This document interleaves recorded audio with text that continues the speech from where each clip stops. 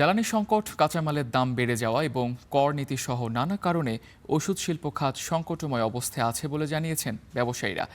আফগানিস্তান ও পাকিস্তান এবং মধ্যপ্রাচ্যে যুদ্ধের কারণে রপ্তানি ব্যাহত হচ্ছে বলেও জানান তারা। এ খাতকে সহায়তার আশ্বাস দিয়েছেন স্বাস্থ্যমন্ত্রী, তবে নৈতিকতা বজায় রাখার আহ্বান জানান তিনি। দেশের চাহিদা মিটিয়ে বাংলাদেশ ওষুধ রপ্তানিও করে। এই খাতের আকার ৮০ দশকে $২.৫ কোটি হলেও এখন বেড়ে হয়েছে $৬০০ কোটি। তবে জ্বালানি সংকট, কাঁচামালের দাম বৃদ্ধি ও কর নীতি এই খাতের জন্য চ্যালেঞ্জ বলে জানালেন ব্যবসায়ীরা। এছাড়া দক্ষিণ এশিয়া ও মধ্যপ্রাচ্যের সংঘাতের প্রভাব পড়েছে রপ্তানিতে। 32 different approvals that we need for anything to do. The delays in the port, the delays in the approval, the delays in releasing the material, all kind of things.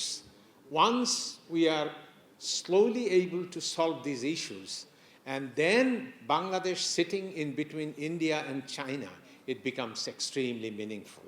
ঢাকায় ১৭তম এশিয়া ফার্মা এক্সপোর উদ্বোধনীতে এ খাতের সংকট সমাধানে আশ্বাস দেন স্বাস্থ্যমন্ত্রী।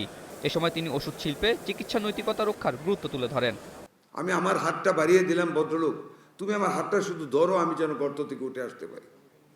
Just in the same language, honourable entrepreneur, with the health ministry team, we have extended our hands. You just catch hold of the hands so that we can come out from the corrupted deeds, so that we can take this department survivable situation. আমাদেরকে সহযোগিতা করুন, আমরা আপনাদেরকে সহযোগিতা করব।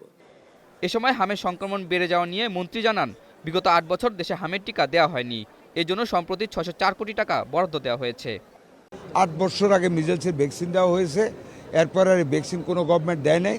আমরা কিন্তু এর মধ্যে $৬০৪ কোটি বরাদ্দ করেছি, পারচেজ কমিটি পাস হয়েছে। আমরা এপিআই ইনক্লুডিং ওই ভ্যাকসিন আমরা সব কালেকশন করব যথাসময় এবং স্টার্ট করব। আর এখন যেটা মিজেলস বাড়তেছে, we have taken all preparations.